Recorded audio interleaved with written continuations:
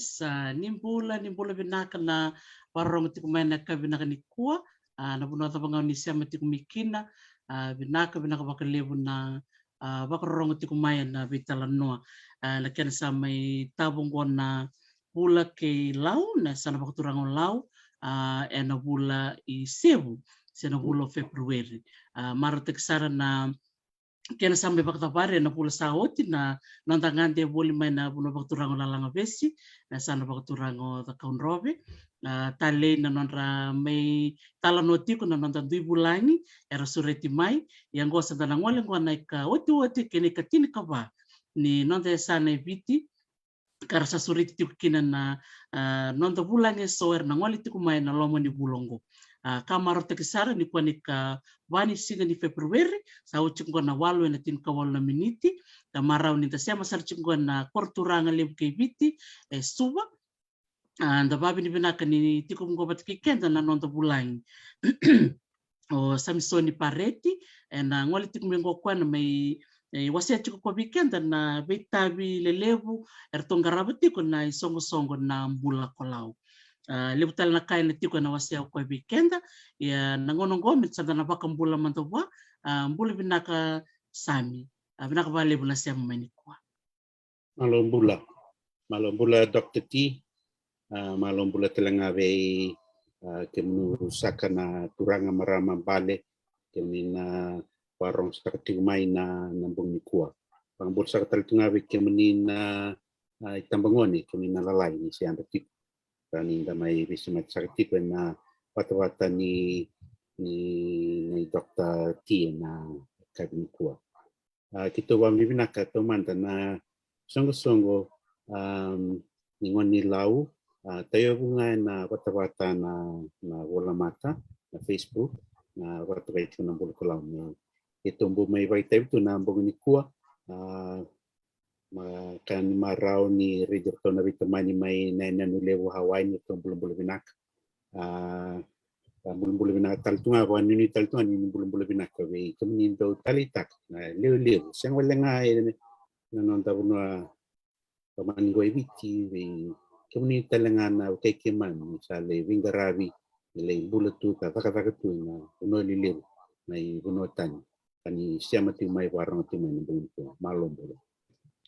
Sa vinaka valeu sara sami na namu suletu na namu ngau na kira nung wiki da baki veira na veo kanera siya mati kumayen ka vinaka ni kuwa katale ni sing saranga ni kuwa sana sa may tabukinan na vitalono na sana waktu rango lau au kito maro taka bakalibu ni odin goma na vesureti mulmulum ngol chuka ni nambuke kina volasi en namundo ngole may na sungu-sungu ng bulok ko lau mundo may wakang bulat tu matanga may biwasay tu may wasya tu bikima bina bita bintu sana tu bana tal tsunga nolom nyamba kingo kena bita bintu garab sar tsunga ena tikin ngonongo apa ko si bina kena sati ko na buli klase ti ko bolinga na ko bindi tin kadiwa may biti kaya una nono mukin mendor na bital no kina ena ka bina kan ko ya to mata si berma tin daro bitala no klay songo na wekande rang dai sema bomai en non de bata so teranga sarando wilikan na totok ni numun do bol ke numun do bingarabi sami en bitambane so e bit ke na bi yasai pasibika kero mananganyo ni pak madal tikim ni manta na buno ni da butumi kine kina no ni sema ila naka Navalev Dr. T. Wamni binaka na rana vital na tale na kabini kuwa wamni na talan kito na numikit.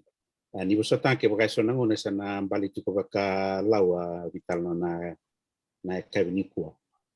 Wingon todo nga ubo sa tiko au kuna nunggu mona na ubo sa tiko nga wakambao kuni bosa baka lawa. Navalev yawo Samsoni nono sa utupareti au wakayada vendo na nito tua ngone we tamay-tamay Samsoni o sangge wakayada talua ito leli man na witadini tamangu o kweturangan ni dalidoni na usa waitui na koro dalidoni na tikina o molewu na yan hunong balawu isang waturang wala. Ito lilimangon na bitadini, hanggang doon na marama, hanggang tarabayan o kito na tangan. Doon nga ni kito, hanggang doon doon, hanggang tarabayan o kito wan na tangani,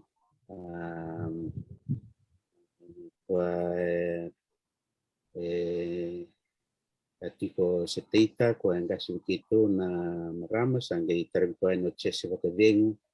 ko may gasiniguli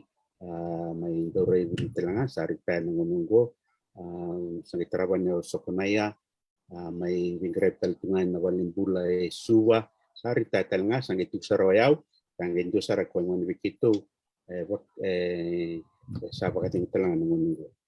Yo tinekito ko may nakoro totokan ng barab ki nakurwa-kurwa. Rato barab ng turang na kwali. May na tikinaw dugo na nakoro o naweb. Koro naweb do kililitan nga nakoro go Dr. Tinyo yung wanda tiko na lori mo biti na tao niya singatoka mo ngole baka inandi. Isimbera ni na koro dugo perwaturan itu simbar talangani na ngoli libu nga ko ngoli timsan mawi mela ko na hotel na yanu dan Shangri-La Fijian na koron do kleitan tinga balta koron doang nga ni o lakot na Queen Sawe we tulu bagan do na ken kaw ken bridge matay ni kaw ko bondo o takos chikina na highway o lakot tikin nyo raina sa mo yung geretali ruta na kaw tipe na sana iwai Indo na karuni kau na kau Makawa nga ni Highway Makawa. Kani katuli ni kau na kau ni train ni stiman ni suka. Indo ko na anando stiman ni do iyo. Bando to ba. Klele kleitan chicken na nito korni kasi ay nawe tikinaw du na salwaturang na nga. Do talno mataliat ako ni Dandowi Tangotak. Do ni tuta may dalido ni bunang balawo. Gale watin sarku na maramani na wew may du na ro. Rosa to ba kay Orang dong kita nota ko nito na ko abulinasi ngai tamahua sangay lesi namatay no na lesi nga lisarey wayevo na walang bula may tabi ito ko ndoro yo tamay kito nangonya sa daga chicken na PWD to nando tarabal to ale tipeta katunda kendo na waling bula kamani roli sot sar san maniro wakamau saranga sa sultanawi tamikito don legislation misalnya itu ya window na program ni pakame woodwork pakame program ni tawanga nera wakuli nangoni lau nera kilana tani wanga baletani salangani belok lagi mainnya tu lau na wanga sama ni lesingon tamikito misalnya setelah gunung belabu na korto toka foto arong atuan kena serto toka na titibu ng tabitang dagtiti loma-loma meteo kena kuruli na anti mau pa nangunya siya tan kina anti mau pa government school mate non mating tu primary school isanggali tikitu be pakatundor kena vocational na kanitawang na woodwork na shipbuilding tamikito mele gasin wulikin Orsa manili sururu at orsa manili sururu ay lama-lama ng balabu lay nasi tagtungaw tinakito na walang bulang ay lama-lama tamikito sa bingarawi tidak na kurwilian di mo kito kaya nga kito suru may lama-lama di na kito nganing dalidon abi kini nakilati ko na yan ng balabu kimendo watu katu kung nabay koro-koro tiko ay lama-lama na sana waka na tokal singa na windward side east side of Balabu na sana tokalau kimdo watu katu me yatu mata yan na mata me waka na we koro era ngara tu wango na mata ni singa sena tanda ni singa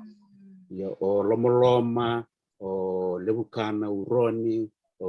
boitadi o molevu mavana saramandana era tiko kede o narodivo o namalata o susu era tiko kede na tumata ya na san kandonya ni na westward kimem do bakot to mena ya tundaku itu sangai itu pinoki tundaku di bonus tundaku nenen dalidon o malaka mumua angin na barawi nukumbalawu windong balawu tanggal itu seron takui lomoloma bimbase sertinga kilomoloma dan muana sare na deva ni yani nukumbala kon kito sulke ngamai kito tikwa tinga lomoloma ya nani to korundi ni tungan takunya ni ndantu sul ke maika pakangana kene pakarawe kimemina tuenyan yo nangunya siya mana kelas walu na huli na primary school ninguna siya kene kelas walu sapa setengah witron sangol sertinga may suba lako may liu na ngani kito may huli suba tau tiar sanggawi muri may rona tua kangu master chese ki seko sanggai wotu no ke rona le ruai muro yawo sumsuni ki tali na atai ko na tadi kito ngoning dulu ela dokter ti nukai mando na ada sini do ada lebu sara lebu wat natal tadingu ngoning dulu ada na tua tali to ko pada tu binito now na tinay tamay kito lakombe kay tonga bate marama tik tonga naulili ngonelis makin doon nan sudo tadingu sama ni ratu kuna tuir na nito tuana nito na sana wato kay wino na laguti itong naulili sa tanong ni kino tale maitong na nilis maitong iya dorobotiko kito sudo kaya nga may kiana ito nanguna kaya may doon na langgal lebu tarikito nito wingarabitik may lomolomot may kito nanguna sa pagkating tanamay kinotinay kito misa may wingarab ngay wali kito sa liliw sa siyang ni wingarab ay walang bula sa may tikoy wali ang ito mati ako maning winkatsara may kaumay suwa Eu quero sangue au sampai sangue klasi ya. O tabingo sangue klasi tolu, klasi rua. Sama ni ngon salah mai kini sugo tinik itu. Sama ni tuno tamai kita mikit sale sungai na kor. Jadi tun bermerau o kue sangue bi matakan mi tako suci mai me la mai anti mau pa mai tagatakin. Sama ni tunga bi kerona kang wana lengo mikir san libulinga na kor. Dali tu ni cinta nonton kena kurang ngone akan coba dali tu ni Fijian school. Sama ni kelas 5, kelas 1 kina. Pangan kena bal-bal. Tau tingan David terong kelas 1 sa tulisar mi sama i uli ratukan dauli. RKS corona to akan gora uli matu tu Queen Victoria. Una mangan na kuni biya mo ngoli matu tu ya kasinkilan waktu lian ni temang satu ko rawe saru tirawi koi matu tu wi ko mola koi London sama levuli tui RKS mo ono na baki mai kia sange lako mai sasang mai university mai bakin dua ya bakin dua kina kanto no non sapa ding tanga tamai kitu men takata bangka sibul men matin tu sama nanum kina ya usa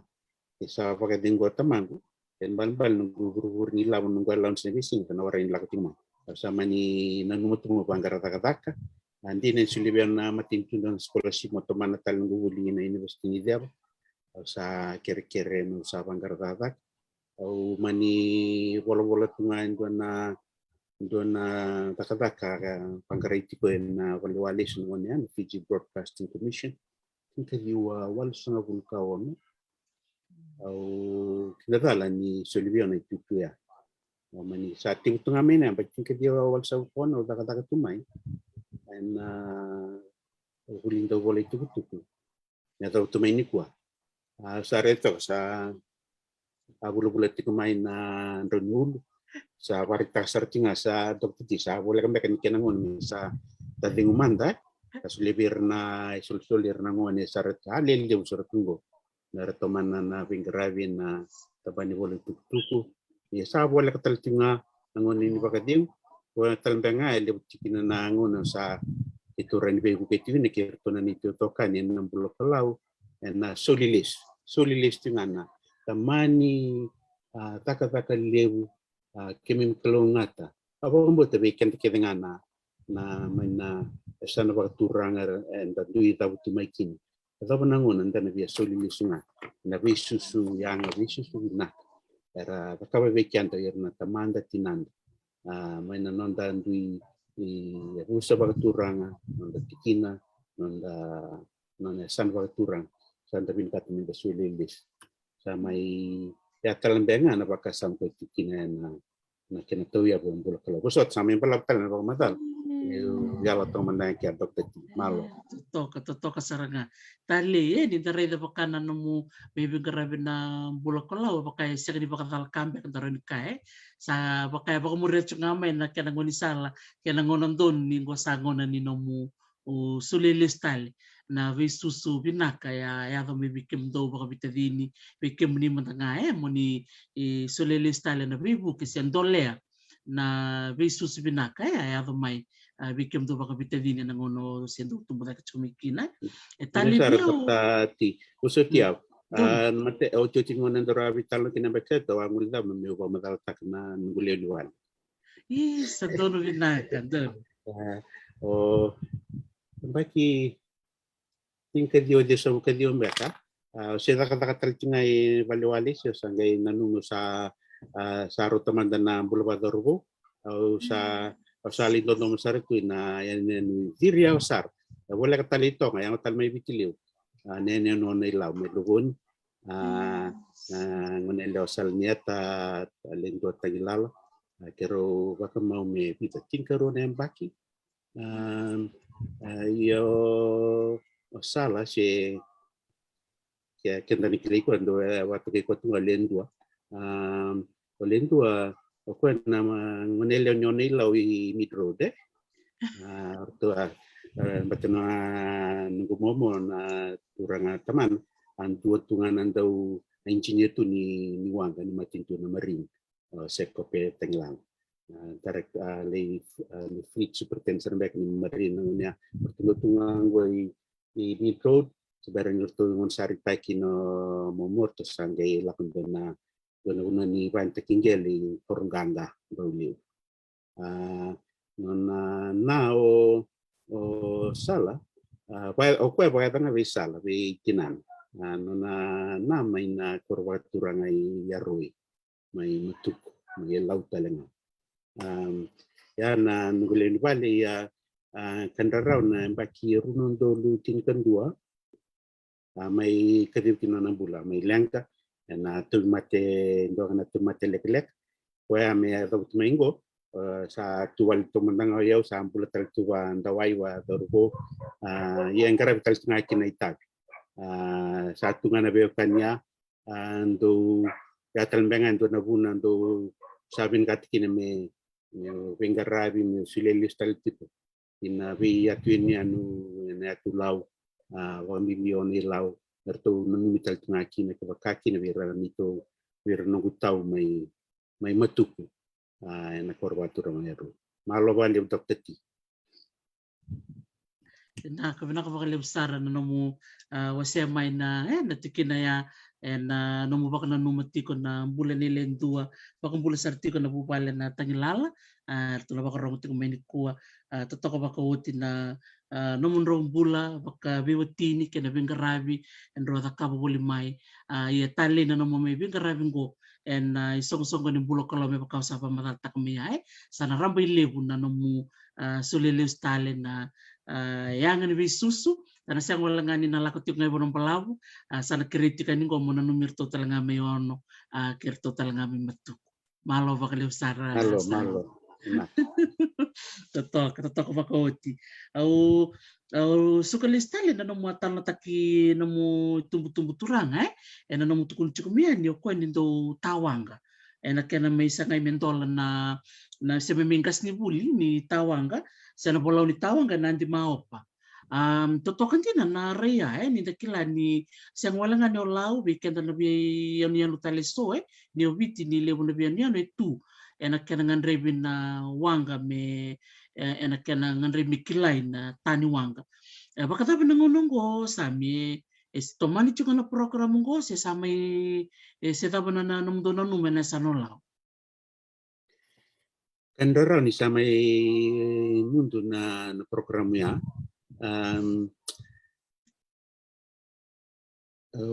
wasa sanga mo wasa matakalistale wakabyo se utiko nga may se tunga na primary school sa may oti na program tawanga baltan sala kung may na program ni vocational ya na buna nunggu kito no sa klase watikin ito sama ni bimbiu mana primary school mikito satu kita kina secondary school nanti mau pa government primary mikito satu kina nanti mau pa secondary sale gasi ulikin ni santo norto vocational program to na secondary manito kina nito ta sa sanga kina na tawa ang saranga sa alebunga na joinery na taka bandambe tepeli tarwale endo kani marobiao toketi so mandanango na pagkataka o pasamta kando nango na o se sangiti butimaki na evalualis na FBC ando nung itabi tumondo lako na matebelo ebi mata nule warong to na matebelo lis mai wala en kini tuko de o de reren matebelo ai atabno na dala atabno na tutun may wala Dengan singa kita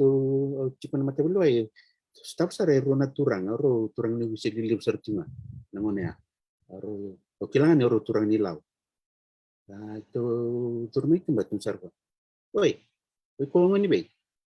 saraya mai lau, lo mai bay, kunam balau, odiam tamam, saro bilang pare, tamam mas tepare, biasa, wow. Gas ni bulin do we mo kulaki sa rakem sa do misra wan do mo klekimen do pi mo walilia ya rekle ko tiko rekaim bat ni gas ni bulin ni tawang ngoleno ko mele tawang Libutan lang nung nikuan dos tabi resort no ya o zakata tungo wa mate o tarabali tungo ya wanto nang kasih tama endo program binakan din wakan ini tun tira dokter kini kenda salawa itu nga kin tu tangan sa baturang ni ikan dabu bikin tu na tu laur to na ni tu tau mai na tu lomai na tu sawa mai rutuma teman na itu keki itu na tobata setelah neneknya di Madwata, di Mali, di Kia, may nasa Baturang Embua, atau may Yandua, atau natau kini Wakai. Pagkatala kini the conrovita, yun ni Yadata. Nangantrip sa rakin, ang wali na nawangka, na boto, untuk menjibukin menetulaw. Au kilata lang na sana ni Dagavinggaran ni Bulokulaw, atau takatag sa tunga kinabapoko to Dr. Esther Williams may na matambose kena trust ni huli ni atulaw na rato sa Kamses Mara Education Trust. Balator to non to ko na kurni ni vocational college ko may na yan no turanga may lakyamba Ratu Mara College. Nangono we songo ti Ratu Mara College balata ni wakana lewani matintu sa wirakeda na vocational colleges sara mani wakatau lewata ki mersale tiki watani university na Fiji National University ndo na vida na South wirakeda na kuribuli raba vocational program sara to kita ki na FNU yang gayam baki South indanga sembaki ni muri sama mundu kina na ilabo kondo sileti na FNU sama ni sungotira na vocational colleges na FNU wili tukinong na Ratu Mara College ya au kilati ni tiko na sasang atau sangkat na kinabako korto Dr. Esther Williams merto dolawatale na Ratu Mara College kendo na subjects kendo na lesson yerto na kata me na pakambulong-bulong taytal na tawang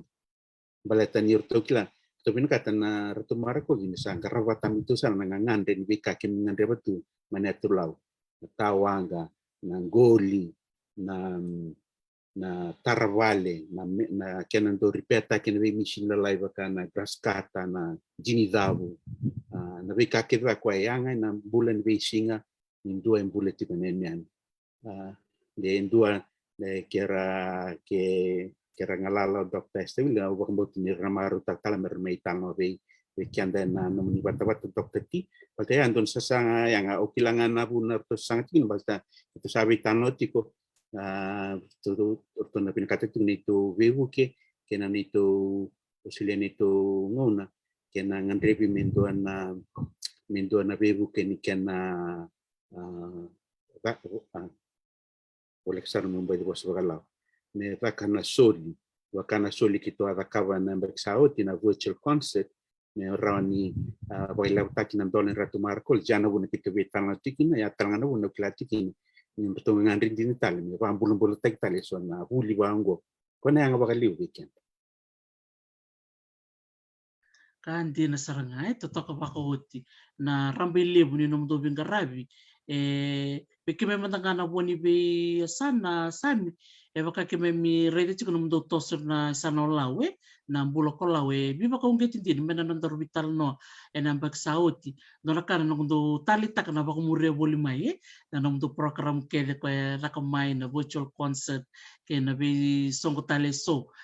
do rakabe ndakila ni ramba ilebu ka tarai lau todo ko na nom do bingarabi bita ni tambe chiko ngo no mo wasia ni mo kay baka madalanga mekina endor beka sami bita ni tambo reda na mona liba ni gendo mo baka madalanga mekina na buku ni bekaro ni reda rango naka iyo totoka go na iyo na ndo na komunisian de kito takabati ko nangon sarangango kabi kito andola kongo na mada tungango na singo monisi singo tusiku sa kito kersendikin kito takabati nga me wirangana ramira bako sendema na empaisa kina my cash na digital kan Vodafone na buna kito takabati nango balet ni Petikin dakila na kataray kimemna was Pasifika okla turkim do talangani Hawaii na revu-revu ni kena kadambot na volcano may tonga angay pambikin walele na waloka wikito na tulaw wakani kito tanrawi tonga binakasartungani vida sarana vida na wanu bakle sarakin na tambe ni uwa baka mimbir to na nra wanu turang ramasi may muati may totoko muati Proyektu ini mau disertakan dengan tambah toka kon paling dam toka sa turut makin nawai ruas itu luna paling serangan ini mau de rapakatan ini na uwa tampenya lewu na paling ni kuro banda kla me lau na paling kuro endo seng tikwat kena paling mau de sena paling lewu endo tarabati tikitumba liu serangan awal ni kuro era kuitaki na ua. Itu mani nanuma mikito sa nabibu kemanda na waka uwai. Dina ningonongo ito klabi nagati ningonongo sa araw ningono vital na way ni tange. Ya ito nanuma nga ni binaka mikito waritak wambimbi berna isul-sul erna lubilaw at wilitiko. Itu klani sa tigo na magangon na biturungir na form 7 watalaki na form 6 waro tigo madalamay san tigo staraki na primary school todo doon ka non ralo manunga ngati karena luwiki mami na tulaw na sa tigo ni raw ni wangangay na wairang nubatun ratang paman kito na numa ndo na komunisilini na rani woliki na tabayway totaki Baltau kita na baik saut ya kita takabakin indona virtual concert merlang ser rusa karu na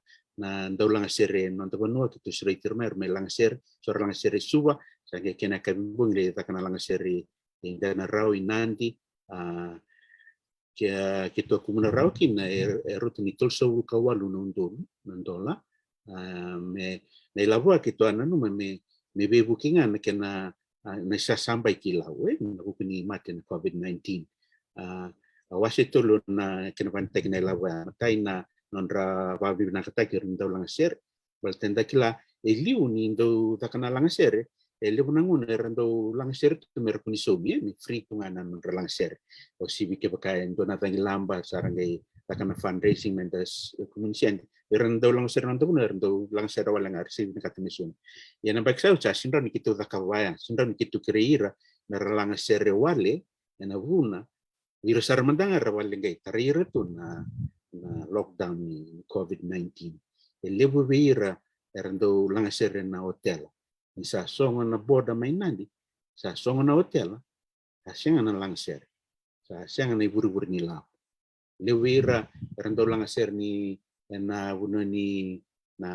nightclub sena songo lilebur di suritin isa bagat tambuy na songo asyang talangan na buru law ya na bun kit sa mantuna do may lang serve kito nang isulya talangan na wabi na raso mikina to na kinewas ni lawaya so likina be raso mikina tangay bo kito chin ka ono nundul nandola chin ka ono nundula mikito sangay wasya karua Chinondol itu sulia wira ramai na lewi lau ramai tao tu vitile na bukuni kem sa takatu na lockdown sengan ni labu liu sar mbati Chinondol la kitu sulia don rondol kema balen donan ronga na lewi lau kitu ren bukia itu sama itu na sana rawa ni buki ke wira na ngoni bul wala kani rosawul wala kani wasawul ngoni buli ramai tao tu nangor bun mai mode secondary orto nangone lewa rala ko mai mermai yang gitu kirkiti suwa o cesar ding texar mersal matataka tim ni witi ni kirkiti ni ngone lewa merla indo na tunu mandi walai kami takona lockdown sar mai tao tisu ki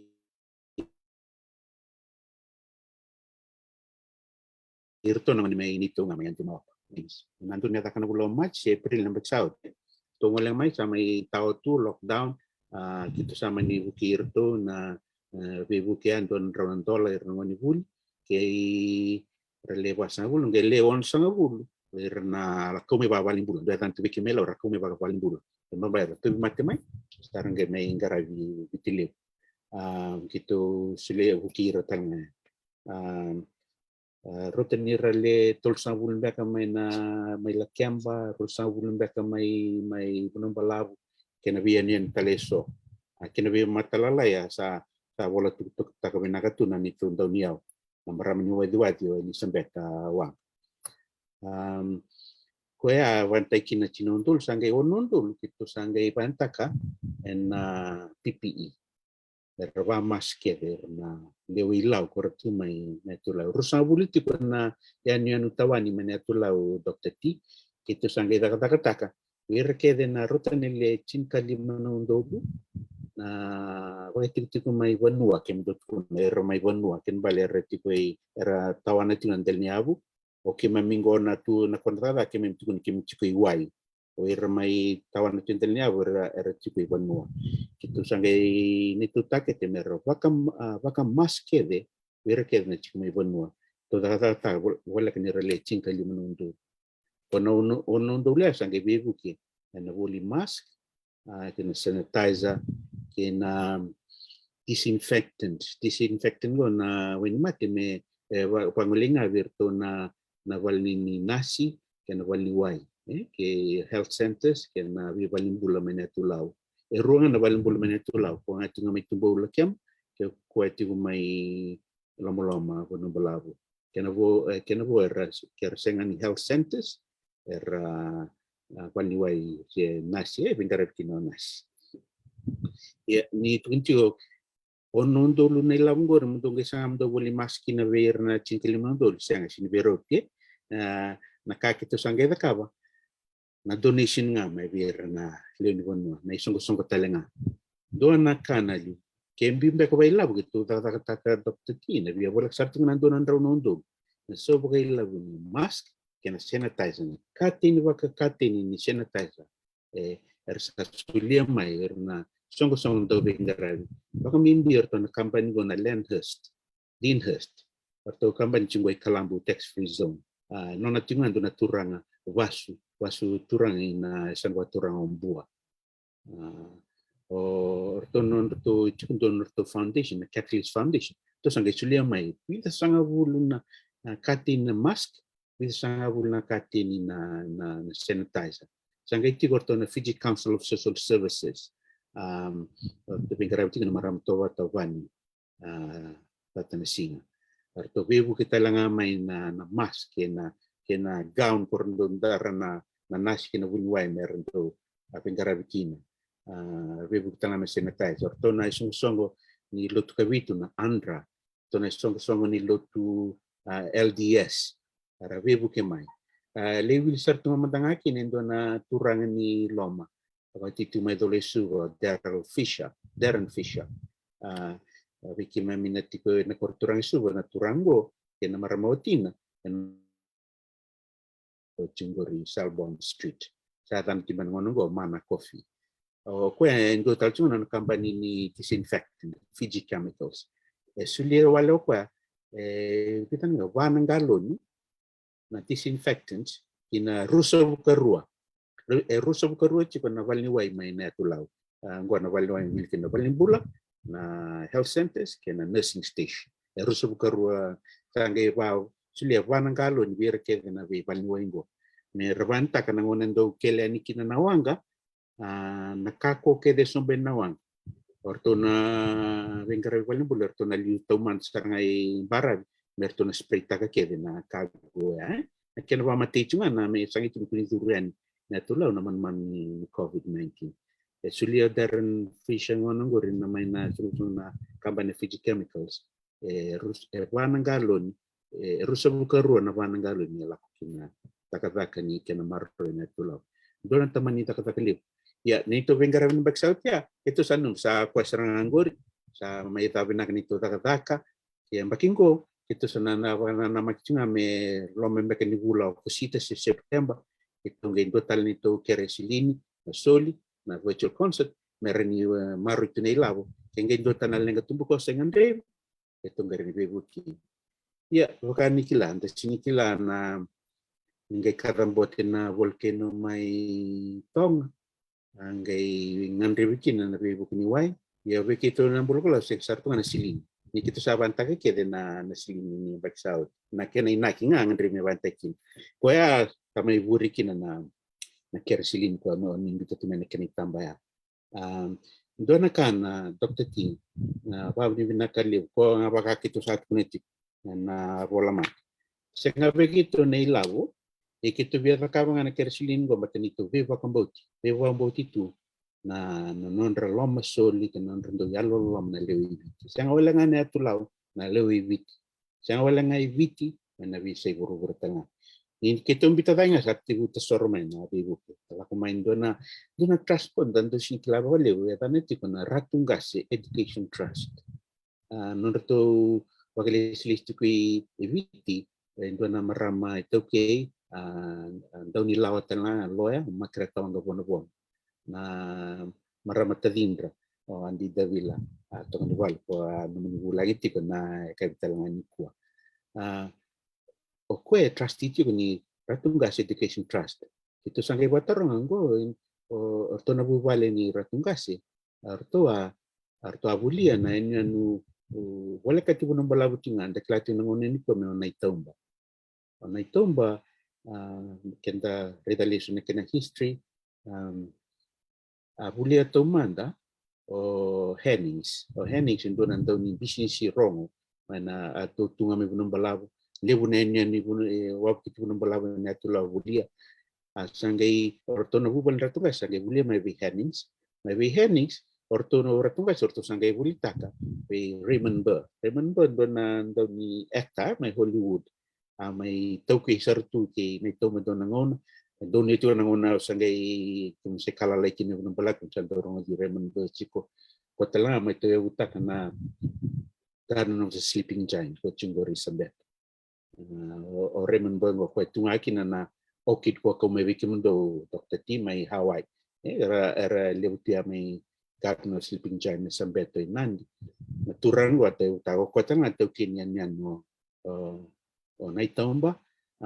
ngun sa lenga kina sa ge bulita ki we tondo ne sungo lotu mai meri ko tanga rando kani kausi ya to sa tayo ki chukinito manangon dia na Ratungase Education Trust ngon orto sa bulita kini tomba kina orto sa ge tayo utaken do na trust mindo be bugito gernangon nilaw kokowa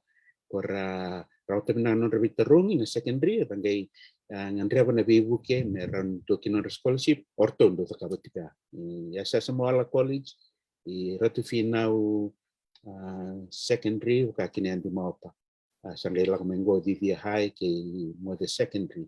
ya orto sarang do ta kabatika orto sarang wen dua kurtong gay reda na kadini kere silini me bebu kena voli na tabai wainge ge somine kena freight me duna wanga me waka na visa i natulau orto wakaki orto ne songo ni FNPF no staff club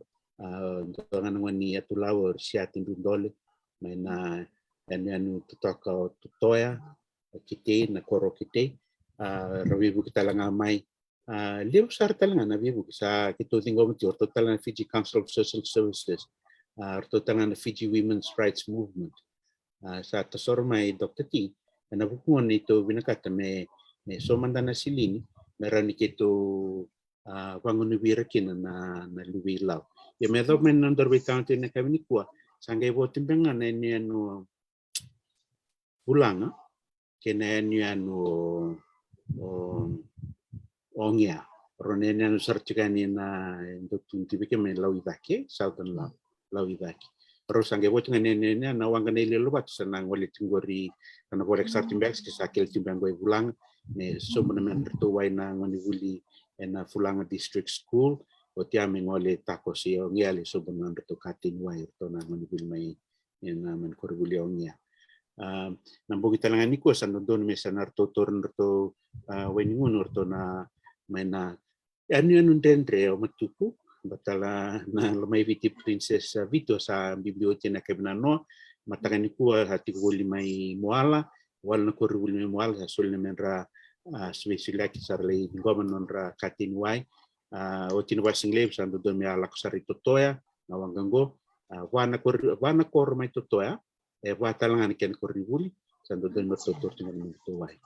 na kito taka ke wanan rau katin na katin wai kito wulia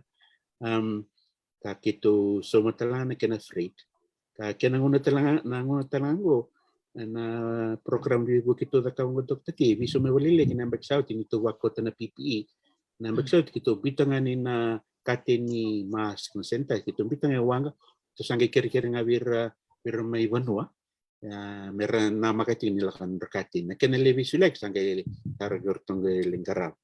ya kito sabisu ta walile na kena lakalon tawawen ng benggo na madango kito sa somotang nga indu nang wani kito nga volunteer me lako batu tikinawan kito somati kono na ponda yani kono na ponda lismai return trip mereda chungan ke le solintoni chiko na kati nuai kito rida ni dina ni ngande bikin na kito na somatal na ilabo kito ngande ni bimbia baltawir ni to donors responses era pinaka to mereda ni ke le soliti kono wai ka wita batal chungamai sana retim bekana bulokolau page na wala mata sa tewu lakata timai na itamba ni sa tewu listal timai na kenali sali solisar tigani ani wanua na tawawai panan raw katini wala kani wanung dulu pakadada na tawawai kasala ko taltungan na bi warara mataki para wam ni binakani sa biding gumtimana marama ni turanga sinuli membaltan kenwanta kenawai tawawai ngon sala lakina ya sarwa ni binawali tu na katana ke mengandau tu wali ngene na tawawai ngone lalaki ni mendu tau tikini memuai ke me kaku na binu bakadan me maru binaka na kabalala ran wantaki me tau ni wai tuin ke na wantaki na wakasanga arotala ni tutu binaka ni sinikau pot plants na keni tutu ni me wantaki binaka tiko na tabai wai ambe kana program kito ada kawiti ko na bidangan na mata rusau tingango ko kito keres klintingan mi bukinga na kena karabina kana kaya dokter sa totoko makauti sa minanong dobing garabi tali ni sarava chiko na itama dola kambing bisar nga na itamba au klad na tu suar na bakar bati tingkatu ya ni sarava na itamba sa siyang tan na bati tingaya satu serangan na bata kilkil sa bakan dinindina ni saya na numundo katiniway insar kapati Toto kasaranga merarai chiko mena donas saya to chiko nakai endo ayala taka bita na ni kurbulu boleh tongon dong bula binaka na kornibuli may na matan na tambo primary school may onge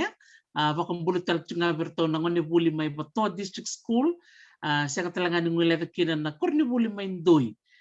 yan yon ndoy may ono ilaw to kasatungan ko so na ken na itamba uklan ni irna marau ni sana ya ni nanon katini wai babi binak sarkin bakal lebu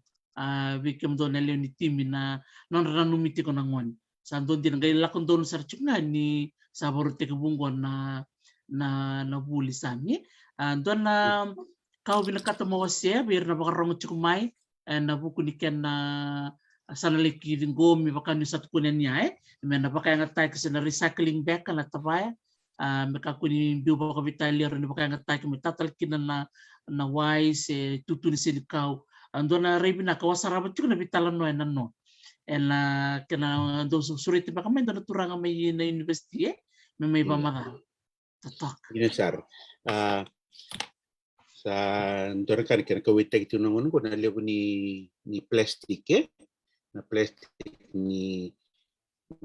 kaya lenga kina plastic hindi na ni tau binaka ni wai se kakan yan na kina lenga nga ni sindraw ni nangonanda kolotaka lebikin nangon saban tago chikina na sindraw ni lei vuza meron li bukitale me mengel sindraw yan batin plastic kaya na buna kito takabo kinin do na bi waram takin nambong me be bukitingo na bir na nito may banua non rangon sa mata kinawai maro binan tabaran rawan takatal metaw tan min rawai o bab na tikin wali bu dokter ti nanno bitar tatu ro na vice principal ke na principal may na mo the secondary master ki stress taufa rotun tinga mai abami na tai tinga mai na loloma wai sa yaveani tin bekam bertokatin men mo secondary sangai rotun itu na tanga vali baltini na uci talanga na mata talanga bante ko tina tawa wengo sana me mitawa sertunga ni wendo lenga tu mitawada ni me ningun okay man ko kito babi na tu me bante babi na kana na wai soliani ki ngon sali lala talanga kina sertunga ni tau ni wai men rana wani huli nrala pe korni huli se nindo bante wale buna wai tui na ngoni waksanga ngoni baka riri ratalangan doli tau mai kina na wai tui mai maro tikini wale lewu talangan kena kata sata katungan go mendau tau biukina nangele sangai tau tukina le tukine sona naite sen ronikau sena senikau mandanga na senikau au kilatana dokter ti sandori ti na sona kini tambe sona kuribul tanga rendo borevi na kana borena tabalala sarangai tu me bakana na plot me baitu ni bai ni senikau ni nondra me ribi na katoni kinda sona kini wale wa me bantek na katikina na tava kito visuliak ka keni kerua tala tok tiki no bia barita tala no ka kito ngechuni kito soma into talena ni to volunteer me la ko bata na wanga le bitamba tingu mai kena lenganga ko na wanga ngole ina enu sawi la kiamba I no watu o neata I mode I como ke namuka o ne to volunteer ambrata na wanga tukunichi na waga na bibiu na nakalo ngai ru nakalo sa kuno tokini wanga mesanga ina lakla amani berkin amani sanga na nito ndoni bitamba dur tukin ya nabuna kito takabatikin dine ni bengatkin me somitele nei lawo minone bondo soltanando na sauni kenandrenga batana dendreni lako tu baltana accountability totala ka bimbia sanga walenga na recycling na plastic na kaya nakawaitin ken karutan na accountability indua sa suliano na silini me bebu kikina en nama ko me levanta sarana na inaki akrekin ya bikito kambing bital timaya ana buna kito na no kina me kito sa sumatal ngain dua me na lakawate tigo kinawangango kake de vai bola kake de barisitaki bakanga kito ada kabar na concert number sauti ni otia sangue tambe talo Elisabetta senga walangan indo aberto na pengarabiti kana buloklau na takata talanga waka bulida na accounting accountant talanga kwa kana ngimbita ni oti na takata kedno sana ngimbita kedno kai bola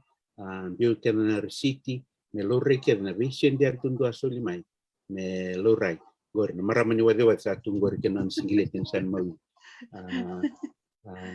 direct tagi chiko na katinwai go na wangan na ilolobat wangan ni matintu sabi bu kita litungan na ilolobat na rangarabiti ko ke irana ni mani tulau na lengan wang ko na wangan go ko lakoi kembara lakoi watoa lakoi oneilau lako talanga lako rulagoi bulanga ki omia nito tarugo ko wonde juga peni kamai dona tola u binakar to tola ten tola sobenyo ni lawya ngone tu mai kini bia tu no isa bina kasaran to kolonga tindo bondo cikungor na ile lowat sa bondo ci ba bit na ile lowat sa wanga binaka ni bondo u kwa wanga binak ke air condition tu lama tang binak ni sembeta manungori ale rede tu na kena ba bondoki en wanga na ile lowat na katin o kwesan donge o tingo sana ke tambi me akaba binaka na kena kaunde me raraitu mengi soli kedna konde avira ra solution de mai rede tipo ni siente andan dua rasulia mai avantaki wabina ko dokotia sin madale de un beka vira barang timera rede na kena vola itu kena vola mata talanga ko nanu meningon binatla mo mata takin ni sombe kara torong tipo oi do banta itu na ilavo na kena bulna wai ya bakata na ilavo ni bakatir sal do atakaba na madasau tingina anto na bakatir sal atakana madasau ti yengo na bakatir sal ngama in concert ni bulan September ni mbasau ti ya endo talanga na do bingarabi na bulo kalau o buniwai galos kambula o koe ben reflect o buniwai mai na dona town ini keli mining town mai Newman mai Newman Western Australia tuna koe tikuna puliku ke Perth na sao tini to kon serang itu ko arida au ntu sanga nung ker mimbi num do wadir sal ni sao tinom do wala concert do warkiao una san dolla kina boda una lokani ngale ta kabana wadir sal ya na wadir sal ata ngona matsauti ata kabana nona lewanga dok tanggal pantangana nona silini siang bosarang do kitongo kitona no siling to to kitona tu webich siang talangan indo na ilabo ko to ni teki mai bantai kina me matata wah vinavale ko sarang o ko mandanga so mati na kango wala mandanga si lorital ti na itamba tinda inda kui ko na turang balabun dondu tongor turang ko na batu o lingang ngukisuwa to komenda ko nangor kunyo ingalo linga ko sote tao timbera orange and black ko water says to kan sanay matao gor linga da ko tanggal right na au ko tanga mai batanin terbitang na accountability era kuni malenga ke bakara rede tuna kena bola mata wakanda rabi tan takato doktati da takamandona takataka vinaka takataka na tinga irna kena meta karena positif. Yang wandi takna sembari tokorua takatal. Watir salsalungo wanga si rumbi tumai na baksawati nona kero bunyuai. Ando warkia on ngalita kawan ng bagati sosal. Nona via wako minakatanga. Yo kemay kito keda nambir tuwer. Itu nga ni mendakatak kemi sumkin besi. Kau satu unci dokter ti. Tahu sando lang sonungun. Na lewanita kata tunga be bolok kolau lalau sana sin kurumbe sana tu sana ngomendo na email mai ben ngobos asa mission ni sa ale sarana au sin somiko cuma taka cinta tani bolok kolau ke usa beli takam bolok kolau sa saki mandanga mo sa lenggara butian sin do begitu full time takati ko iya ko ya au dia bandi tangakin na wadir salo ada kana ma sa tendina ya nona ilabo saranga wanta ko dokta unwaing lang nangun sermantang ke barong timen untuk tanggal ko dokter tik sarti main na enen turang belum bulau di dia na koro ko mambula na si madal era ni tikna internet di mambula me barong timen kai ni ko angol itu nama tasau ti ina nona enen ni wasu na koro salia na enen turang oneo le bisi ko verto na vaso mai salia na mataklele ni kuarto sa takos mai nao na viaru tambe kara tu kuna renando takos ba viaru tambe ke ruana ua na bodo ting mai na fiber na wangala ni takos mai dia mampula mai warga kina wanga bukin mata lang mai misali style mai isunga mai misali serti kui i Australia sa style na daga ya na karun kau biar tambatan accountability mata tu nak juga na bunak tang kap kini report kini katulunga tektati me kena utik bengau biar barita ka gitu na kena tahu ya buna nambulo kolau rida listal ti kana kena boleh tukutukan na bola mata gitu ati una tadi wani me ni mbaki rusanga bulu 2020 9th May dolakin na mata bola mata ni nambulo kolau na kena teku klan sa ti uti na lockdown ngone an baki harus rondol rusanga bulu mekani bitan no tu kemina manila kem sa ando akan di betu ni mumian anu kem sa sindar les mumian kem sa mai tuwa taka tuir mai walang mai palang tamani duri tungon ndo na ni meni bola kem do bitan no tu ya me do men mbak sao ti ni sanga terumi mena materer baki go sa mai lakon karuani ni ua ni ukatal tani mati go sa mai tebutan lockdown sa tinggu ngandre mekan da zula na zula ni tataru sama libu na kinebitano to sama ni toki mai na bola maka sama ipantek sertunga na ken sumiti kuna taro ni wata taro membaleta mati go membaleta na wani mati pinakati na wani mati seta wa bate sertunga kinwale na nguturang tahu ya dokter galo sulia nona singa bolu ni suka mena taka sanga me paka madala tiko Sengolangan di banta wa madal bikitu. Leutan san baturang respect kami wa madal taka. Na bossa bakabiti. Tu tal tima puerto wanta i puerto na songo ni leu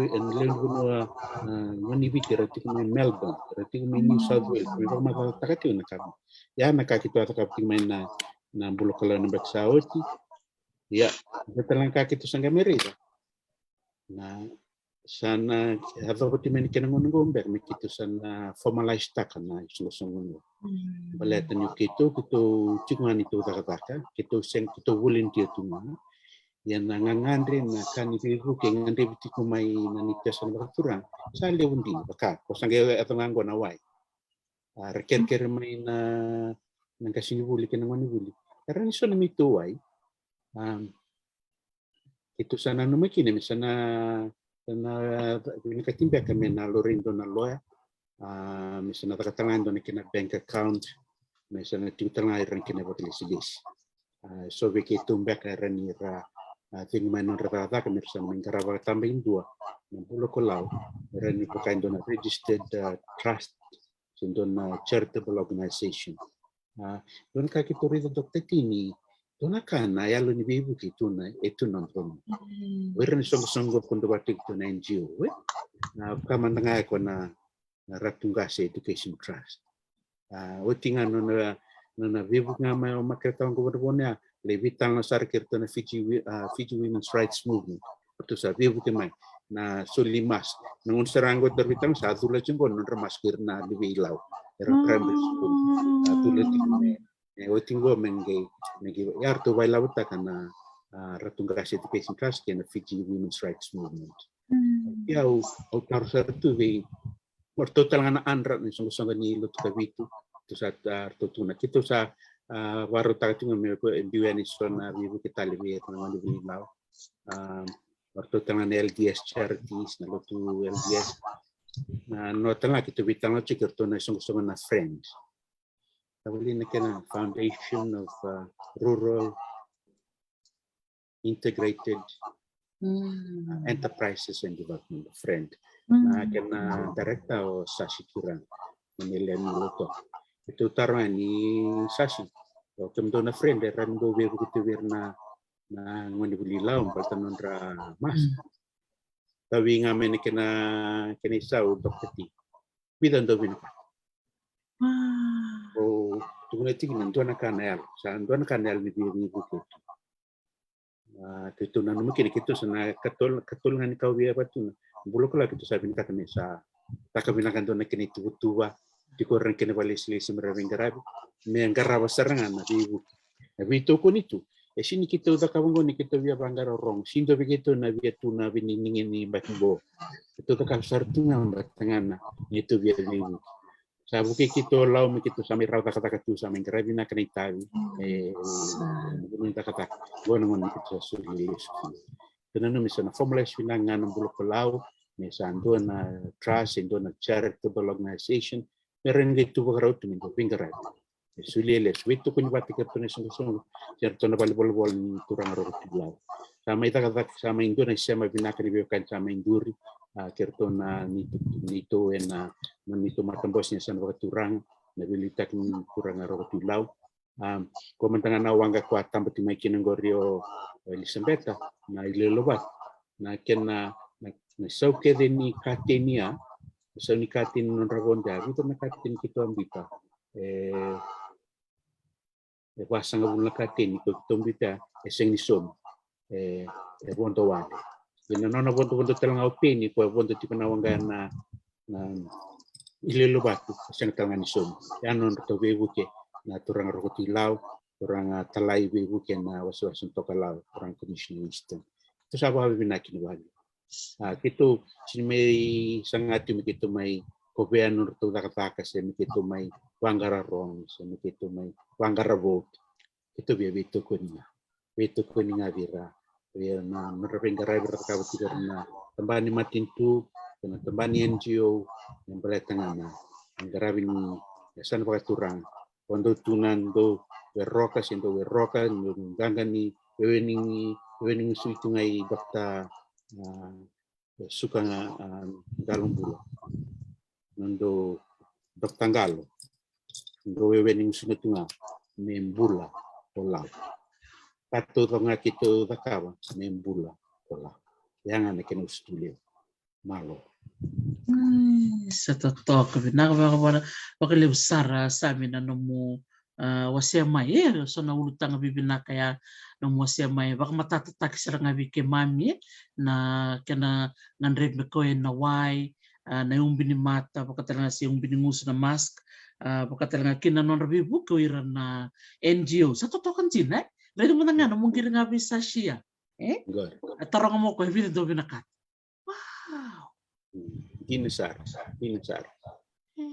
Sa nagre so ni song ko sarawara katunga menda taroyani kembali bali bikima mina boni besana bungar barong cuk mina ka bina kanipo kema mina bulit talanga libnaka bikim do na song ko na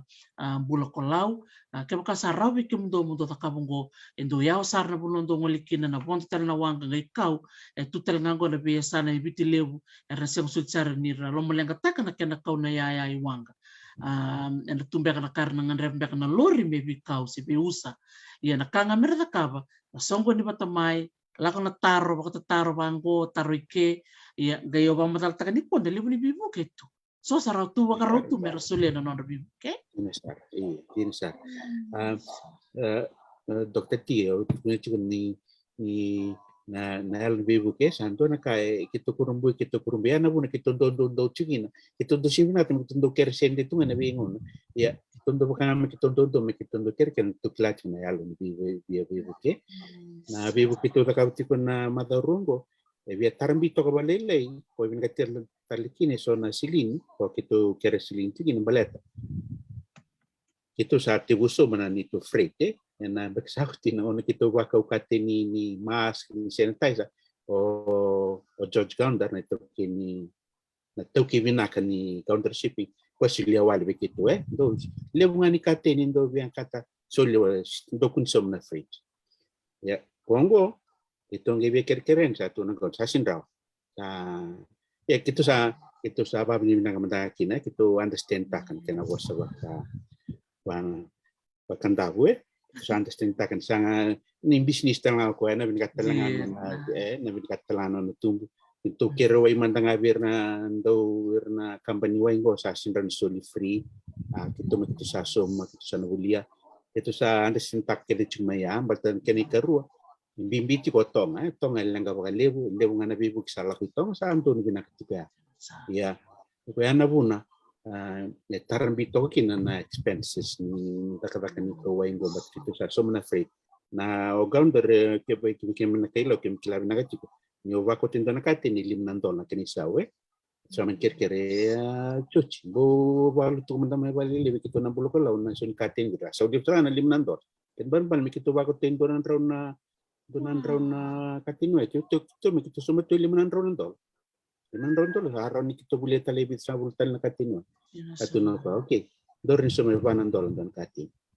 ya kito sama ni babi binakatumo na kinasawa ng $1 kito rin susum kina o tiya kito sangi bo babon somatal no ni bondo na nito volunteer me bondo round trip ano na lako taki nombalabu so ni bondo runan raw ko sa ulo bakata na bondo ni kwando don mi alako la kemba di sumai ko ngimberatan na wanga tulan raw bakata ko nga na bondo kito sangay kreme toki kina may biti princess bitu o sino nito daro Rusia bondo chicken ngo ngi kelber men mata iya ko keda na expenses ya na Sony freight na Sony bondo na Sony allowance ko ya ke so mo ne patrona talento sa kere la butikin balatan ngo kito sa susume kito sa bulia na sabay sa sinsuliwa free mai kito sa na so mo na freight so mo tang bondo nito volunteer ke ngai sama tata binakaya ke unilong binakin ngai wotu so na dadani silini tipa yan ito na dingom kito na raw talangan kito ngai account taka hindi talan na volunteer kito ni sili Jangan nakawagi wabarakatuh Dr. T. Usap. Talib saran utali main nampung ni ko. Isa toto kasaranga baleta ko saranga ko na kena ustu saranga sami ni no musuriti meni ko baleta ni ureti tiko na levo ni tabi ndo ngaraba tiko mem sara chuko yani na kena nanrona numiti ko na ngwani me banua na numundo bengarabi na numundo suletu manaka na numundo ngono ndo nakali buya na volunteerism auroni kampe ka sami siang ni levu mbek antaroni kae eraroni rataka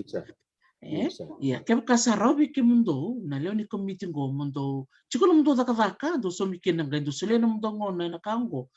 sa kali buna babi ni binaka ko ngor kino bia ker tu ngabi kem ni na siamo ti kumai ni kuwa menta sule na nanda bitokon orto na rere orto na bina kata tumata ngama ni babi ni binaka tumata ngama ngol tu ngama na babi ni binaka kay ngol sarmay na bima sulaki berto misol tu ngaberto na elma marau au klan na kaya orto na ngandre papa kalibot berto bingarabi chiko berto mamarau chiko sebata basan ini Sarah na wale ko sarang gori Dr. T. Babi nak mentain do naik tambah laku mini ko simbar ni bita tiko ya uri dengan naik tambah wa ko me wato o bakabi o maninde bakan ko revolisi o matin tikina mai ya turan ko rambe mai wato ko ke makumbuna ro tambo tu menyu ro bondo tu na wangan wato ro le ko tu na kating toro tua grandfather na kating wai boleh kadan to mai wato ngai to ke sana lele o torwole lai o makumbuna mbek na gaireng ni matingon na mata mamara ngai dam sabtu mai pikito sa gosa na kito sa yang na kakito maro taka o irne so ke bukilau sako sarango yang na kakito o ngatakatu na takatu singkiran bong tasumi baltirto na lubikiman sa totok bako tinak nakapakaliwas sami o klano bukiki mamiked na sar-sar tu kan dikua so telengar nang sar-sar bako malua na nang ronga na nandor bitalan mo mergeri kina bimbi ni tabi tong karabati ko serangan to kai teriki to kina Hawaii na nito binakati mo kito surich kimdo mundo ngole mateni singa ni kena tabo na bitalan ni sanolau kaketukila na itabili tong karabati ko ng bulok kolaw kung kina na nito maraw nito bakayotak mongole may sami may wasea na italan no ni nung dobing karab katalaki na kana bako matatatake so na kaya na buku ni lama tartareti na beka kaya na talno da kabini ko matata saranga ndo na tarong ngol chumingko sami kaya kay sora biya ba kausende ani biki mundo na empaisa sa na bika baya merang ngol bek ngay na mundo tagani biya ni Facebook don binak na bulok ko page kung na itampo niya bita tayo tumen na kerslin ito kasarito nga na ken tanggani pia pasar nga nyon tala mama sa resar na fly na kersen de tukina na number ni empaisa ken empaisa se my cash ni digital na wako nga be Samuel Asawu and na nito legislation ng bulakala isa Dr. T na wale na tarong gori pasarangan gori ng paisa namba walu tolu saiwa vitu onono diwa na Vodafone ng paisa siya na my cash digital 7356689 sa Melasab nunggu dabuti nunggu brother sa Melasab Dr. T au kirkir au rani ba ko so semendangan dabuti to man na ngoningo betor na kirto isa ungango porto sumicin mo dabutan na dan retum betor ko misumicente andap sa dabuti Elizabeth tawanga oti ko ya marama ni wadi melakiam nang bulok lau eroti na wasi-wasi ni bengarabi nang bulok lau se ro na group so ro bengarabi nang bulok lau matkay orto na admins orto na rede tipo na kami baleta na page ni bulok lau nangonata bukin na bulome ni yang baki runondolo rusanga bulu ngona to ya kutaki na yao awasenga ni bitia unga meu admin yao sanga visurital rutani ketuleting kabati kuna ngonongo me kito ndo reda tikuna page me ken na di binaka chito na una nga uta kaba kinabaya berarti me sa sindra nindo na ita mo uta kaba dundo tunga ken ka rua binaka me ke bekasa tane tikuna bula kolau me berarti na niku sana peraturan ya ini kati me inda bitur mak na lelu na lewen me renda toko na dakada so ngana tikuna na bula kolau tikorto na admin ni wala mata ni kana page sangga itiko okito nando fundraiser sekito na garap na events ni Bulok Kolau. Nutur to mandangan na admin ni Bulok Kolau sa Chico Elisabetta na ngonele ni wadi may lakiamba tipo bunyi waingalo skambula may turangan ni Rabualo may totoya papasi sa liya na yaw liya sa tupolahi posote liya sa turangan ni nukun na ona ilaw yan yan totoo ilaw mari kali may way junior turangan ni tohu na korto to may tohu na may totoya o semi titemo turanga wanrobu na turango may na yan may brot kula matuko pembuka soko bangon o na turanga momungang talango Dr. T turanga talangan ni matuko nangutawu ka tabal ng utalcina Dr. La Tico, naklay ko binaka, o Dr. La, pero daw kadibit siya kasi. Siya nga ni bakatawa no na may admin tunggo ni Bulok Kolau yaw nga bakuko turan ng sana ba bitable niyo sa may badrun ko don maramosos ni takataka university niya. Lo sa lini rasong ng bolotangidi marama ni nayaw wastal tingay divia emosila sanga turang angga talango lebungan nanguna siya nga tunindo sumamay na ni memkir-kir ni pakatatar turangan ni moal may nakoro naroy o chone tipo itolo turang talangan ni lakiam kena marama rengo nunggu kayo fine tangin di toka tiku sara may Jerusalem kosrangan dobe kito na tayo utakan na Bulok Kolau ndo talangan na admin ko nunggu tawo talangan cermay ang buini masi turang talangan ni matuku talangan berto na admin ke offer sau chese marama ni gunung belabu itu sarmai waktu itu mai bola tangan kuatalan di berto na admin Bulok Kolau kiau ya ngona kita sa mai kereki na kita sa bebu na fundraising na buku ni PPE ni mask and sanitizer na bagsauti itu sama ni wakan dortun chiko dokter tini kime midaka keritu mem kerengo sangge ini kat mindo na tini me tidi bakana konsep na kakito sangge ka sangge kerita lorto okito na vida bekito may na admin Bulok Kolau sa tayo butagi kinana na events sa fundraising committee tikino Elisabetta Wanga tikino Dr. Ngalo tikino Eliasa tiko talanga lavinia ko may totoya lavinia na maramatalan ni salia may nayaw wasui na korto toka o sawana may bunong balabu o kwe manintete nindo na songo wato kay na Pacific Islands Farmer Organization Network wakilabuta ka na matintulebu o European Union songo ni European Union kana mandele tungo la komite itu mainandi itu wami binaka ni bomu sleto no ngorlami to kekito do kekito bali na kan bleta na governance kan bleta na accountability bleta na area o ya kwa saranga kekito ting menanguna misana formalize taking me batasan do na NGO na Bulok Kolau tikutal nga na bunga atlete dama maramani Malaka may bunong balabu antuwe kito na Bulok Kolau events team tikutal nga lingang ukisuwa turang balang-balang ni rutuma pesota ni wano batunggo ko ay ndando kliko liwa ndo kata na Vodafone linga sa chingo na BSP live turang ni wano bat tikutal nga po mau bongion po mau tawketi ko ni company ni video watu kay na Sky Production tunggo ko na lewu na songo ndo daka lewu na somate ndo daka Wakan santi itu balang sa sinrendang wala may randa sumirto do vitamba ndar sar tu may nawunan tutukin kenan do verona kanitaw kayo po mambongon ngoni salia may nayaw patalaki na turanga taman ngaro vitamin tinga o koto kulitangani turang talin salia may na yaw rongo na rodi tabakati no Sky Production do talangan na lubengo nga may nung dalini ako sa turanga may na buso ay tuyo laitia tukana ko ay tikuna taman ni IT ni Reserve Bank nangoning ko ang requirement ngoni concert bate mataisar na wakatambakan na laptop kina kani machine mereka itu internet tapi kemudian pas sama tagati ko ona kito tak concert kina na golf club i Batuanga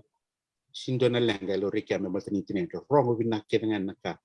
yang ona ortong gilila kini nanti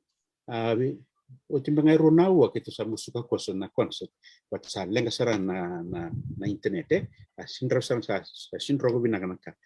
batangon ni yasin chuki no ilaiti tukan wasamta nangonya kito ta konsultin se chuki na bodang go iwanan do ke wa biala ko nanti nangan de na pas sa sul ngabe kito lim na pasi sa syanga kin na pas ilaiti ana una sin laki semititemo nangon telangan matuku we takataka chindo na UN agency ngo suwa matai sar nona takataka ko sumiki na mendo analyze taka do wandi kevan statistics mengerani baksaltaki na karenda yang sarawali nangon go begitu so mela sabu ko boleh tunggu na tana ngon telanga kero bita tinjunga ngon telanga ni telitoni mai kono balabu budi lo tunggu ni university ndaba dongon mama kutu na buna kitu wanta katu kinon taliboni meranindo mar maikin se raw maikin na fakawel mari kaya limay wai junior potanga chuna mini bulkolau tu may bantai ko tala ma tau mari ka may totengo no mati tala kambal na IT wanta gi ang sartikin na bakalew kay so ang gilatam iso turangan ni nakilang do na korto to kaya nakilang to tati misangol bekina may kembar. O iso kotelando ni bitamba ko mate search na taka video ko luliti ko si team leader ti ko ni lako ya ni media ngona na media na company media ni lotu sile witi kerutumu na lotu ker ni songo ni lotu ker ni lotu sile iso elita katiko portongo porto taka segni sobitu karena bibu kita katiko noran rabitiko na lewi law enam bulan sa totoko bakauti na mo siya mai na tanda to sami o klan don dina na tabili bota kabini kwa na kedangan rebi me wasi mai me rongo na thandra abira na bio kanira rongo tiku mai so talbek ngabira ndaroni kae wira non di matu bale na liara tiku zaman dar to lita kabiti ko nalalango Dina sa ado dan wital no na sa ochina concert kito sa kabian sa kem sa lomba kan sa ochina concert dan kata singa bungi na stress kena sangat cuma dengan internet meta kata babina sa ocha sangalin to kana na tano ortonge kinda tala ni sange suka na kata ka ngolen sa lakwati ni kenan don na besuaka kerula tani kenan lubenga laitia kale dosar ni robab ni binak untuk bawang binak tengah atau ke saranggo porto endo ngana obasam tatin donata nangon talango bawa titu imbang sapa kali muri to to verto na ni to bu membang hando bosarna endo nona tamuni bosa itu na libengu go verto na saba tambor kina bawang binaka anggo na talango anggo ni bawang binaka na buku ni klana karena lo tar turto mai wali singambong orto nam do na orto nam do ta ai orto ngo na lako tinga bango sindo na kartu sumikina sindo na kai komikin misun kakana tampe kartu lewa ngata kacina kan kena ngo ni wawi na ngina sarno mitu pun karena lo tar ndino na le mu wali ai ito lita ka tinga bakas tar sumikina tampe kena ngabirto isa ya saranga kun tingin din sarang mitu kun na saranga dara kabibiana kena no mai wase merto na gerongo da batsolongona ena binakadaki me dotali me davuta na yada baleta ke karna lak ngaratu kunu chunga isor na lomo roti se ang dotali na buno lak chukina se saru sibe na kawada kabatiko Iyan ko na mo siya mengo tale ni dare ni chiko na nortundo talendi ni mona libo talendi ni bitamba talendi ni bekani mona libo ni na Facebook sa ni bola mata itu na nortundo talendi adundu tale ni dagay ni resulito na ngauna na kila tali talaga ni red ni tuzur tal chika mengo orto na chiko may Jerusalem orto na chiko may Ngilandi na nonra bakatanggo binuway suka ni chuk sarami Australia yang ko indona kai keme me bulikin na biwe kani na kabi na ni ko na yalo bata kenan do bata ndo kelete ni kenan na bulo ko lausan naka dapati na wali ito ano ba kasama babi o nung kay nga fini pakaturma mi sotal nga may balang mi ratur tikmay batay tuno ko ngonan do mo de chicken may witi kito yang racikan go kito yang racikan chicken karabi chico na leoni bola mata ngona kito mo de kinan do sangay yang ratal may witi to tomana tino benggrabi sandia na sarang nga totoko ba kawoti oron kanyo talitalangan na mundo Facebook page lebo na itamban na sarabakina na video naron kaya sami sombe karena Thomas kina lebo ni kanto ta kabatiko baka titingkaya na lako tuya ni sarabi na itamba na sarabi na kaya na video na bika kaya sana siyang talang lomaro era na marota ko era nando daw mai o era na bito ko nitik mai raka na no kusilini ko to solitiko sala ki zakasarang ko sa kausaran na tabay wai mele non ranang wani na kor binaka bakalib sarasami ukla muning bakan jotak na nito babi ni binak na leni tim ni talo Dr. T bakatal nga kinibik kami kaya na sar chukayan na ni may baka binibinaka biki mundo na no mundo solito no mundo ngono to sa ni somi bakausap ko na maya iyan na yangan ni bekantong dong garabatiko yang raramba kung kin na anong may bakay tabi ni ko na baka dita kang beka iso na ka bi restore baka rong ti kumay na binakata meron na bibuke meron na daw ti ko yan na nung dubing garab na lomo niyang bakyong ko nataptal sa ati ko sa amin na nung tutubo niyang bakyong ko nak Dr. T nanito may waliway kito wako takina limsa bukaron na primary na secondary school na tulaw ya sinting ni tututur niyang bakyong ya kito sa takawasarangan na bukun kere-kere sa atin. Kito atungan ito tuwa kito na boss kito hindi kita kan doon na singa na loman niyang baki bibi mamambe ka ng baki kito takawatal kinin doon na kuminisende kito nga manisende may maro ito naman talindo kinalangga baka na COVID siya tabo nga araw ni kito banta ka na sendia kito takawatakin kinawalwalwal niya sana baka turang alaw panaturang rutila. Ya, na kena sama ya ko na volcano, kena ribu-ribu, kena kinuay. Kasatu mati itu ya mati itu sa takawasarami sa regista ng Bulacaw. Balta matingan ni taron doktor nga mayroon na song dawibu ke. Atamo nam do account na mamikito ba ko takinan na ito wibu. Kasi nga to nito ko nila. Kaya takatakatin ba ko nito account on siyang som. Kaso ito nga na baka pinako anti Elisabetta wanga meran ni register na isong-isong ng Bulacaw nindo na kena wala ni bange account ni bange register talaga ba matintu meran ni ngonindo kinalenga nga binakati ng baby satu baraw to ng Bulacaw atur na wali-silis meran baby ke kito tu na ba nito kito doon di to madami lebu to na sende sul may kito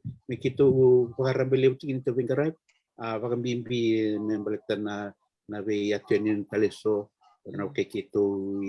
na may witi kito to sa talmandanga may na teva na san waturang kandabu kito na bando to kito maritime islands ya plana hunan na ako kinana na nito lolomaway na tulaw na weliku ya data i usota i nayau i dia tuga di kombia ke gunung belabu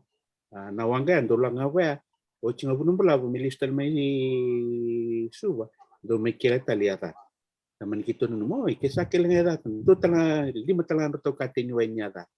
sangga me kila imur ni ada ni koribuliti ka o Stefania Sukunai Walu Memorial School. Pasang itu kan doni binasarangan itu ni selitan itu lolo mawai. Berana itu tawatai ya tata turang ganggang go ko warung ibiti nambu ni walu. Dan tutu ni bam di binakan itu lau. Kali dutalaki ni sana lolo ma wai virtu. Itu yang itu tutu ni BK 1 iliu itu kata itu register Dr. T merani kita venggara binakakina. Merani matata laki na bibuke karena lo mapaka dengut tiko na kay keman ile usar na kani bibuke silme bikito kito na binakatami kito wasian berna kanto na biasa ibit no baka turang na sana baka turang kera do biatu na lo matartar so na karam bi batorong mera bitartar mai satu na bola mata ramira tarmai kin kito na tuwa karau kito lo masud Claro, te tingo na ngona ndo atorong yung makikina na email. Wala na fundraising, kaya ndo likere permit my way. Kaya ndo akere permit my way na fundraise. Kito bitan lo binakasarakin. Kaya na bibu ko ba kaya kain ndo ito ndo biya lo matartarumay. Ni ito bakaram kito ndo so makabibu kita lang. Kaya nangon talangan ko ni may kintilang na bitan ng Dr. Tiyo biya teman-teman ka wakaruatan itu wali nakapakaliw waliw sara kimraw kapati membuta na wekangu tendre na nomdondowin na nimtumay me meratun kim totalno batni may tiwo na lockdown ko na covid na bakiru sa rundo sabu sando na kabin nakan ko nomdo do tiku na babitamay na bata-bata ng dabitan na tinabakaliw lebu kina VOC. Tuana kana na gutu nyau tunggu nom do page. Na lebu ni ulu tanga bibina karan kimi buli kede ki. Senga ni ndo kila kede tu na sentar ni bilang dan tahun ni sini. Wah go ya musik itu tikena na ndo di bendara ni bulok kalau makito wa mi naktali tu dan bek teman ni mai bigalen mai Hawaii ndo roman kimma mitu mai kina ni do wonge tetu kana VOC vi vinaka Kongo tarba kita kina vinaka takitunga kina ndo beokan na le malo sa vinaka mundo vinaka vale usara sami na no musilito na no mungone ni kwa bakumbule chikumengo litea kwa maimbole nono tungu chiko kwa na nira chiko mibala ngira saraba chiko mai nangon ni lautu ya oyani na no mundo vili utaki na bikem ni sami katalanga kina na nono tubanu ni binaka tiko mai kina no mundo timinganga ni bulok kolau binaka bakalebu malo iya isa totoo binaka balebu sar bikem ni na siya tiko mai mersi ni balele buka nakabalebu na bibakalanga tiki tiko mai Eleanor Surubatu nakapakalebu malo nakavali sarvikim do na kanto to may rewa na vito ko ni chukumay na vitalon no ni kuwa binaksaranga sa may tawarawan na vitalon no ni sanolaw pakumbulitan chukambing ko basi matan ta ko ni bosa binakapakaleb sara basi matan na siya machukumay kena vito ko ni na buku ni vitalon no ni kuwa sa totoo makawot sami lebo saranga na pakabinibinakang wali chukumay kito vito ko ni tuyani ke tutala kando ngan rebon na leon di sogo na bulok kolaw kendo nakakiturin bibuka ni kina ketutu bakaraw tu sami ketu bito ko niyan binaka malo nawali sa binaka sa lolom sartiyani iyo binaka ni tuba iya nangwane nawali Dr. T kalau ngatu na bengarabi motor manda naka manda naka made sa totoo baka woti na bakrorongan na vitalan noski woti nango kena nortu mata na songo na bulok kolau da marutakan ni ngoli mayo semso ni pareti me biwo se tu na nungui patapata ni sinu binangan ni kuwa na kena ndola tiko na bula kelau na bula isebongo na bula Februari ni ambakiru nondolo rosa nga bula karua na marutaka ni may ruan na vital no ni kuwa matayo andin bila tonga ni balu na songo ni ibuli kolau and allow education charitable trust kama tatakati kumay na marama ni tubo la kemba may law andin tabila tonga ni valu pakabini binaka pakalubi ko na nona sulitu mena nona ngau na me talanoa abikende ni ko ni karua ni petireni ni Lau Education Charitable Trust na kabito ko ni ko andi ele noa mara teto pabini binaka berona marama ni tumbola kemba ni lau na nonro vili takitiko na isongo totokongo ni bito ko ni membeleta na buli ya go and ngoli tal kara vitala noa kerto na leo ni songo na mbula wala ni takatik mana vitala no ni ko samsoni pareti ta marotaka ni rasuletu na nonra ngauna era sianga ni rasomikina rasulendi na sartunga na lonra dina ena bingarabe na bukundra na kanda era tu mai banua taleni tiko na rai mera na numi ena bula raramba buku ni kovindi ena buku dengan rebi na wai na be kataleso dengan rebi tiko na long nyamba kengo enda marutaka ni satu so na isongo pakango men suleni kina nanta pitokoni na buku ni buli ena buli kolau kena buku ni bula raramba ni bula kolau sababu ni binakayani veke mni toto pasara na nong ni siamo maina kabina ni kuwa ni taka ni na marutaka na itaibu ni karabatiko veke na tiko na sasango sambungi mai so virtual tiko mi roper to sa kayan roper kamena mataka ngol chukani na wakabini binake na wakambula veke mdo me rope ke ngilandi au sa wakamati chukani veke mni todo kusara ni gesiamu talmena sika ni mataka ni chuktal sonan to bulangi na siamu chukini ni silandi wakatal ngaki na singatam au sa wakamati yani ni ge wakabini matoka naka